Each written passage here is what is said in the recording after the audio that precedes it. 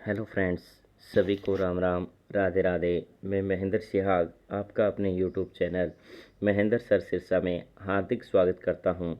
आज हम political science का तीसरा चैप्टर पढ़ेंगे, जिसमें पहला क्वेश्चन है, निम्न में से कौन सी एक समिति ने नागरिकों में मूल कर्तव्यों को 1976 में सम्मिलित करने की अनुशंसा की थी।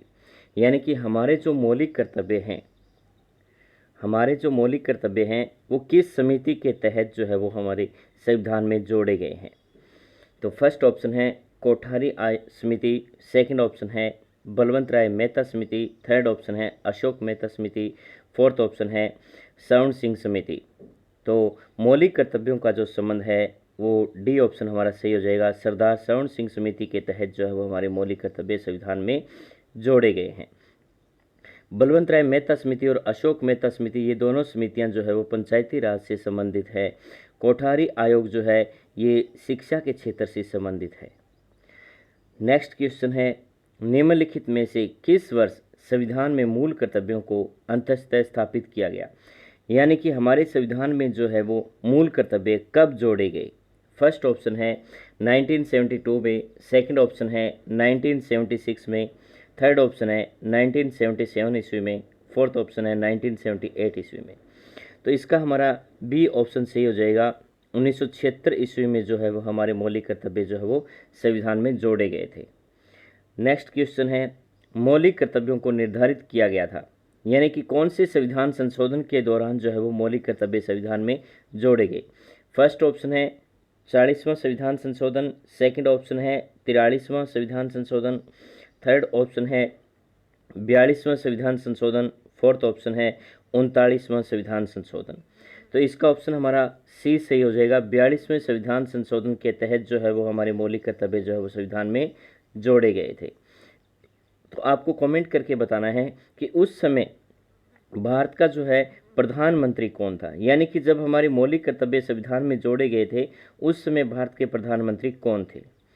नेक्स्ट क्वेश्चन है, 1976 में 42वें संविधान संशोधन द्वारा संविधान में नागरिकों के लिए कितने मौलिक कर्तव्य निश्चित किए गए, कितने मौलिक कर्तव्य जो है वो जोड़े गए थे। तो 1976 में जब 42वां संविधान संशोधन हुआ था तब हमारे संविधान में 10 मौलिक कर्तव्य जोड़े गए थे। कितने मौलिक कर्तव्य जोड़े गए थे? 10। इसका ऑप्शन हमारा सेकंड सही हो जाएगा।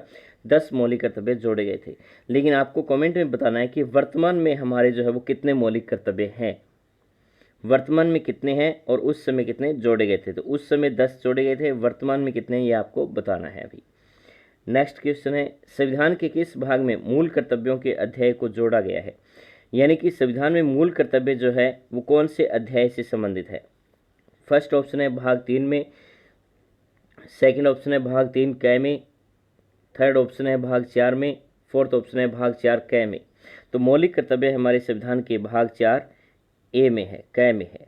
तो हमारा ऑप्शन डी सही हो जाता है। भाग 4 क में जो है वो हमारे मौलिक कर्तव्य जो है वो जोड़े गए हैं। नेक्स्ट क्वेश्चन है, भारत के संविधान के किस अनुच्छेद में मौलिक कर्तव्य की चर्चा की गई है।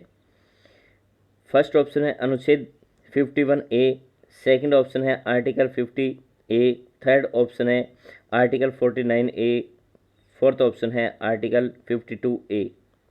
तो इसका ऑप्शन हमारा ए सही हो जाएगा। 51A में हमारे जो है वो मौलिक कर्तव्य जो है वो जोड़े गए। कौन से आर्टिकल में इनका वर्णन मिलता है, तो अनुच्छेद 51A में मिलता है।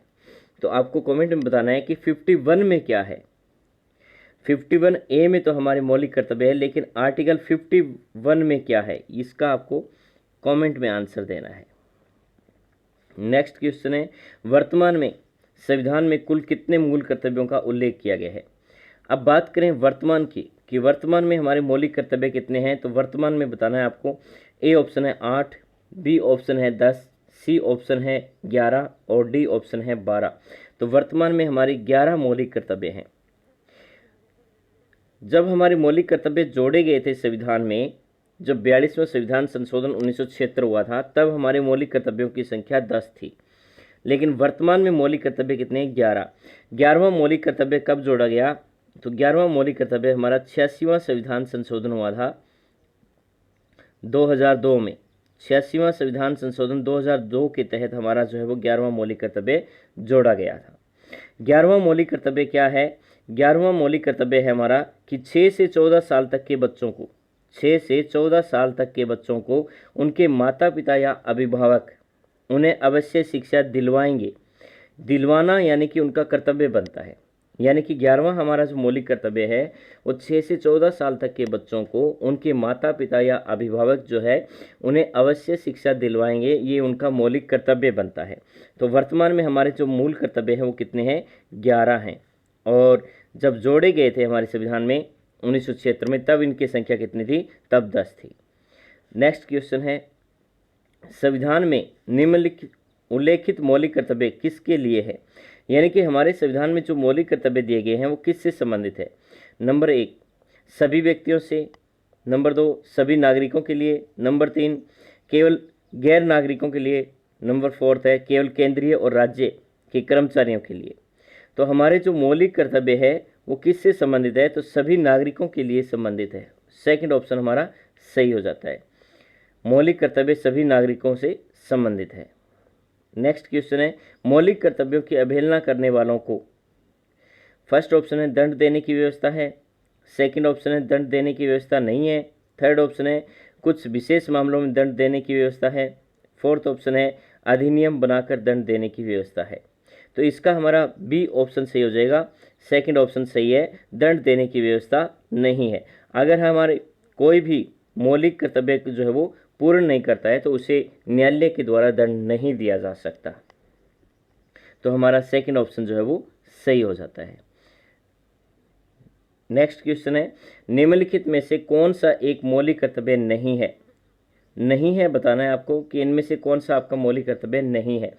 फर्स्ट ऑप्शन है संविधान का पालन करना, सेकंड ऑप्शन है देश की एकता और अखंडता की रक्षा करना, थर्ड ऑप्शन है धर्मनिरपेक्षता का पालन करना, फोर्थ ऑप्शन है सार्वजनिक संपत्ति को सुरक्षित रखना। तो सी ऑप्शन हमारा सही हो जाएगा, धर्मनिरपेक्षता का पालन करना, ये हमारा कोई मौलिक कर्तव्य नहीं बनता है। बाकी तीनों हमारे मौलिक कर्तव्य हैं, संविधान का पालन करना भी है, देश की एकता और अखंडता की रक्षा करना भी है, और सार्वजनिक संपत्ति को सुरक्षित रखना, ये भी हमारा मौलिक कर्तव्य है। कौन सा नहीं है? तो हमारा सी ऑप्शन नहीं है, धर्मनिरपेक्षता का पालन करना ये मौलिक कर्तव्य नहीं है। नेक्स्ट है, भारतीय संविधान में नागरिकों के मूल कर्तव्यों के अंतर्गत सम्मिलित नहीं है। कौन सा मौलिक कर्तव्य नहीं है? फर्स्ट ऑप्शन है सार्वजनिक संपत्ति की रक्षा करना, ये तो हमारा मौलिक कर्तव्य है। सेकंड ऑप्शन है हिंसा का परित्याग करना, ये भी मौलिक कर्तव्य है। थर्ड ऑप्शन है धर्मनिरपेक्षता को बढ़ावा देना, धर्मनिरपेक्षता को बढ़ावा देना यह हमारा मौलिक कर्तव्य नहीं है। फोर्थ ऑप्शन है भारत की सार्वभौमिकता, एकता और अखंडता को बनाए रखना, ये हमारा मौलिक कर्तव्य है। तो हमारा सी ऑप्शन सही हो जाएगा कि धर्मनिरपेक्षता को बढ़ावा देना हमारा मौलिक कर्तव्य नहीं है। नेक्स्ट क्वेश्चन है, भारत एक क्या है? फर्स्ट ऑप्शन है धर्मनिरपेक्ष राष्ट्र है, सेकंड ऑप्शन है हिंदू राष्ट्र है, थर्ड ऑप्शन है हिंदू मुस्लिम राष्ट्र है, फोर्थ ऑप्शन है इनमें से कोई नहीं। तो भारत एक धर्मनिरपेक्ष राष्ट्र है, भारत का अपना कोई धर्म नहीं है, यह सभी धर्मों का जो है वो समान माना जाता है। नेक्स्ट है, निम्नलिखित में से कौन सा शब्द भारत के संविधान की उद्देशिका में नहीं है? अब आपको बताना है कि कौन सा शब्द जो है वो उद्देशिका में नहीं है। प्रथम है समाजवादी, दूसरा है पंथ निरपेक्ष, तीसरा है प्रभुत्व संपन्न और चौथा है लोक कल्याण। तो इनमें से कौन सा शब्द है जो जिसका वर्णन हमारी उद्देशिका यानी कि प्रस्तावना में नहीं किया गया है?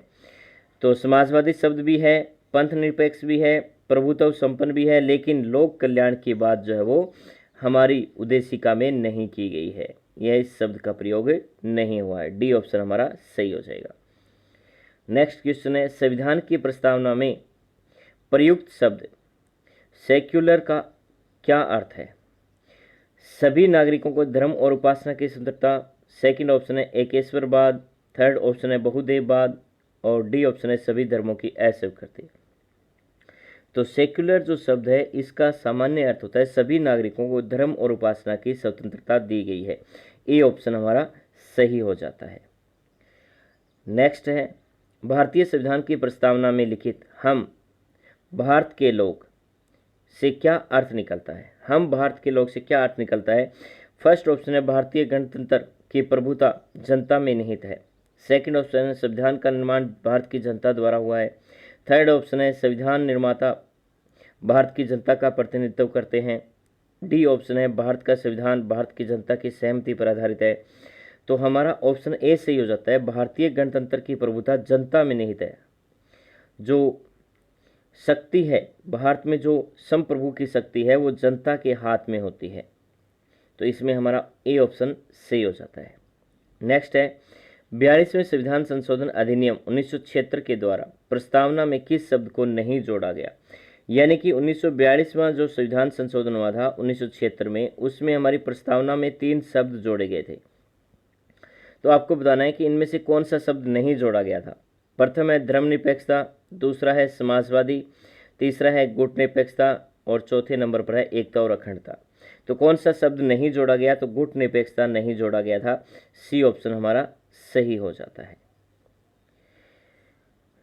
नेक्स्ट क्वेश्चन है संविधान सभा में प्रयुक्त उद्देश्य प्रस्ताव में अभिव्यक्ति विचार को भारतीय संविधान के किस भाग में पूर्णतः शामिल किया गया है। उद्देश्य प्रस्ताव की बात करें हम तो संविधान में जो उद्देश्य प्रस्ताव में अभिव्यक्ति विचार है उसका संविधान में कहाँ वर्णन मिलता है हमें। तो फर्स्ट ऑप्शन है प्रस्तावना में, सेकंड ऑप्शन है मौलिक अधिकार में, थर्ड ऑप्शन है राज्य की नीति निर्देशक तत्व में, फोर्थ ऑप्शन है मूल कर्तव्य में। तो इसका ऑप्शन हमारा ए सही हो जाता है, प्रस्तावना में। उद्देश्य प्रस्ताव जो है वो प्रस्तावना में ही निहित है। अब आपको मुझे कमेंट करके बताना है कि जो उद्देश्य प्रस्ताव है ये हमारे संविधान में संविधान सभा में किसके द्वारा प्रस्तुत किए गए और कब प्रस्तुत किए गए। उद्देश्य प्रस्ताव जो है वो संविधान सभा में किसने प्रस्तुत किए थे और कब प्रस्तुत किए थे, इसका आंसर आपको कमेंट में देना है। नेक्स्ट है भारत की संप्रभुता किसमें निहित है। फर्स्ट ऑप्शन है भारतीय संसद में, सेकंड ऑप्शन है राष्ट्रपति में, थर्ड ऑप्शन है प्रधानमंत्री में, फोर्थ ऑप्शन है भारत की जनता में। तो भारत की संप्रभुता जो है वो भारत की जनता में निहित है। डी ऑप्शन हमारा सही हो जाता है। नेक्स्ट क्वेश्चन है भारतीय संविधान को संविधान सभा द्वारा अंगीकृत किया गया। फर्स्ट ऑप्शन है 26 नवंबर 1949 को, सेकंड ऑप्शन है 15 अगस्त 1949 को, थर्ड ऑप्शन है 2 अक्टूबर 1949 को, फोर्थ ऑप्शन है 15 नवंबर 1949 को। तो हमारा ऑप्शन ए सही हो जाता है। भारतीय संविधान को कब अंगीकृत और अधिनियमित किया गया, तो 26 नवंबर 1949 को हमारा संविधान जो है वो अधिनियमित और अंगीकृत किया गया था। और यहाँ तक इसको बनने में जो है वो कितना समय लगा था, तो 2 वर्ष 11 महीने और 18 दिन का जो समय है वो इसमें लगा था। तो आपको कमेंट करके बताना है कि संविधान सभा की प्रथम बैठक कब हुई थी। संविधान सभा की प्रथम बैठक कब हुई थी और उसकी अध्यक्षता किसके द्वारा की गई। इस क्वेश्चन का आंसर आपको कमेंट में देना है। नेक्स्ट है संविधान की उद्देशिका में कितनी बार संशोधन किया जा चुका है, कि आज तक जो है वो संविधान की उद्देशिका यानी कि प्रस्तावना में अब तक कितने संशोधन हो चुके हैं। फर्स्ट ऑप्शन है 3 बार, सेकंड ऑप्शन है 2 बार, थर्ड ऑप्शन है 1 बार और फोर्थ ऑप्शन है कभी नहीं। तो उद्देशिका में अब तक जो है वो सिर्फ 1 बार संशोधन हुआ है। संविधान की जो उद्देशिका है उसमें अब तक कितने बार संशोधन हुआ है, सिर्फ 1 बार संशोधन हुआ है। वो संशोधन कब किया गया इसके बारे में आपको बताना है। संविधान की जो प्रस्तावना है, जो उद्देशिका है, उसमें अभी तक 1 बार संशोधन हुआ है। वो संशोधन कब किया गया था, कौन से संविधान संशोधन के दौरान किया गया था, इसकी जानकारी जो है आपको कमेंट बॉक्स में देनी है। नेक्स्ट है भारत के संविधान की प्रस्तावना में प्रथम संशोधन कब किया गया। अब बात करते हैं हम प्रथम संशोधन की। प्रस्तावना में प्रथम संशोधन कब किया गया, तो फर्स्ट ऑप्शन है 1951 में, सेकंड ऑप्शन है 1971 में, थर्ड ऑप्शन है 1976 में, फोर्थ ऑप्शन है 1984 में। तो इसका ऑप्शन हमारा सी सही हो जाएगा, 1976 में। 42वां जो संविधान संशोधन हुआ था 1976 में, 42वां जो संविधान संशोधन हुआ था 1976 में, ये प्रस्तावना में प्रथम संविधान संशोधन था। और प्रस्तावना में अब तक जो है वो 1 बार ही संशोधन हुआ है, जिसके तहत 3 शब्द जोड़े गए थे। तो हमें ध्यान रखना है 42वां संविधान संशोधन 1976 में। ठीक है। नेक्स्ट क्वेश्चन है भारतीय संविधान के किस संशोधन द्वारा प्रस्तावना में 2 शब्द जोड़े गए, समाजवादी और धर्मनिरपेक्षता जोड़े गए। वैसे 3 शब्द, टोटल 3 शब्द जोड़े गए थे, एक राष्ट्र की एकता और अखंडता भी जोड़ा गया था। तो उसमें से 2 शब्द पूछे हैं, समाजवादी और धर्मनिरपेक्षता कब जोड़े गए थे। फर्स्ट ऑप्शन है 41वां संविधान संशोधन, नहीं। सेकंड ऑप्शन है 42वां संविधान संशोधन, थर्ड ऑप्शन है 43वां संविधान संशोधन, नहीं। फोर्थ ऑप्शन है 44वां संविधान संशोधन, नहीं। तो इसका ऑप्शन हमारा बी सही हो जाता है, 42वां संविधान संशोधन, जिसके तहत जो है वो हमारे प्रस्तावना में 3 शब्द जोड़े गए थे, समाजवाद, पंथनिरपेक्षता और राष्ट्र की एकता और अखंडता। अब आपको कमेंट करके बताना है कि 44वां जो संविधान संशोधन है वो किससे संबंधित है। 44वां संविधान संशोधन किससे संबंधित है, इसका आपको जो है वो कमेंट करके जो है वो आंसर देना है। नेक्स्ट है, भारतीय संविधान पर सबसे अधिक प्रभाव किसका पड़ा था। फर्स्ट ऑप्शन है भारत सरकार अधिनियम 1935 का, सेकंड ऑप्शन है ब्रिटेन के संविधान का, थर्ड ऑप्शन है संयुक्त राज्य अमेरिका के संविधान का, फोर्थ ऑप्शन है कनाडा के संविधान का। तो भारतीय संविधान पर सबसे ज़्यादा जो प्रभाव है वो भारत सरकार अधिनियम 1935 का पड़ा था। यानी कि हमारे संविधान को बनाने में सबसे ज़्यादा जो आर्टिकल है वो कहाँ से लिए गए, तो भारत सरकार अधिनियम 1935 से लिए गए। इसका ए ऑप्शन हमारा सही हो जाता है। नेक्स्ट क्वेश्चन है, भारत में वयस्क मताधिकार की उम्र सीमा क्या है। वयस्क मताधिकार की जो सीमा है, उम्र है, वो कितने वर्ष निर्धारित की गई है। फर्स्ट ऑप्शन है 18 वर्ष, सेकंड ऑप्शन है 20 वर्ष, थर्ड ऑप्शन है 21 वर्ष, फोर्थ ऑप्शन है 25 वर्ष। तो ये जो है 18 वर्ष जो है वो निर्धारित की गई है। ए ऑप्शन हमारा सही हो जाता है। लेकिन आपको बताना है कि मतदान की जो आयु है वो 21 वर्ष से घटाकर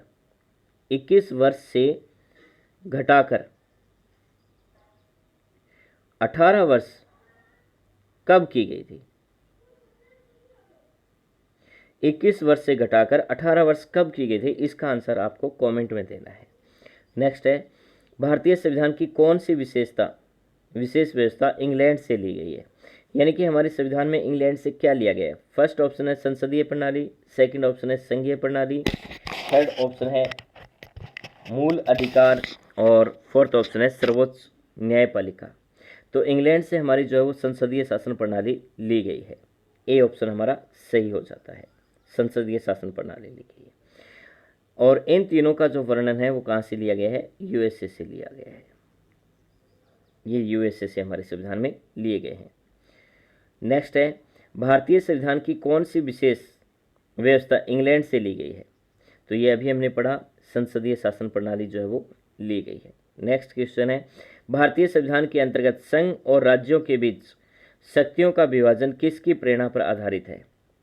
संघ व राज्य के बीच शक्तियों का जो विभाजन है वो किसकी अभिप्रेरणा पर लिया गया है। तो फर्स्ट ऑप्शन है अमेरिका, सेकंड है कनाडा, थर्ड है स्विट्जरलैंड, फोर्थ है पूर्व सोवियत संघ। तो शक्तियों का विभाजन हमने कनाडा से लिया है, यानी कि राज्य सूची और संघ सूची का जो प्रावधान है, देखिए राज्य सूची और संघ सूची का जो प्रावधान है वो हमने हमारे संविधान में कहाँ से लिया है, कनाडा से लिया है। सेकंड ऑप्शन हमारा सही हो जाता है। लेकिन आपको कमेंट करके बताना है कि संघ सूची, राज्य सूची और समवर्ती सूची तीनों का जो वर्णन है वो संविधान की कौन सी अनुसूची में है। इस बात की जानकारी आपको जो है वो कमेंट बॉक्स में देनी है कि संविधान की कौन सी अनुसूची में जो है वो संघ सूची, राज्य सूची और समवर्ती सूची का प्रावधान दिया गया है। तो ये है हमारा केंद्र और राज्य के बीच शक्तियों का बंटवारा। नेक्स्ट क्वेश्चन है, भारतीय संविधान में सम्मिलित नीति निर्देशक तत्वों की प्रेरणा हमें किस संविधान से प्राप्त होती है। यानी कि हमारे संविधान में जो नीति निर्देशक तत्व है उनका जो प्रावधान है वो संविधान में कहाँ से लिया गया है। फर्स्ट ऑप्शन है कनाडा से, सेकंड है अमेरिका से, थर्ड है ऑस्ट्रेलिया से, फोर्थ है आयरलैंड से। तो नीति निर्देशक सिद्धांत जो है वो आयरलैंड से लिए गए हैं। तो हमारा डी ऑप्शन सही हो जाता है। नेक्स्ट है, भारत के संविधान निर्माताओं ने न्यायिक पुनर्अवलोकन के विचार को ग्रहण किया। न्यायिक पुनर्अवलोकन जो प्रावधान है वो हमारे संविधान में कहाँ से लिया गया है। फर्स्ट ऑप्शन है ब्रिटेन से, सेकंड है फ्रांस से, थर्ड ऑप्शन है स्विट्जरलैंड से और फोर्थ ऑप्शन है अमेरिका से। तो न्यायिक पुनर्अवलोकन का जो प्रावधान है वो अमेरिका से लिया गया है। यानी कि न्यायपालिका की सर्वोच्चता और न्यायिक पुनर्अवलोकन दोनों ही बातें हमारी यूएसए से ली गई हैं। तो हमें ध्यान रखना है, न्यायिक पुनर्अवलोकन के जो प्रावधान है वो हमारे संविधान में हमने अमेरिका से लिया है, यूएसए से लिया है। नेक्स्ट है, भारतीय संविधान में आपात संबंधी उपबंध भारत शासन अधिनियम 1935 और खालिस्तान के संविधान से लिया गया है। यानी कि आपातकालीन जो शक्तियां हैं वो एक तो हमारे भारत शासन अधिनियम 1935 से है, दूसरा किस देश से ली गई है। फर्स्ट ऑप्शन है दक्षिण अफ्रीका से, सेकंड है जर्मनी के वीमर संविधान से, थर्ड ऑप्शन है कनाडा से, फोर्थ ऑप्शन है पूर्व सोवियत संघ से। तो आपातकालीन संधि जो उपबंध है वो जर्मनी के वीमर संविधान से ली गई है। तो सेकंड ऑप्शन हमारा सही हो जाता है, जर्मनी से ली गई है।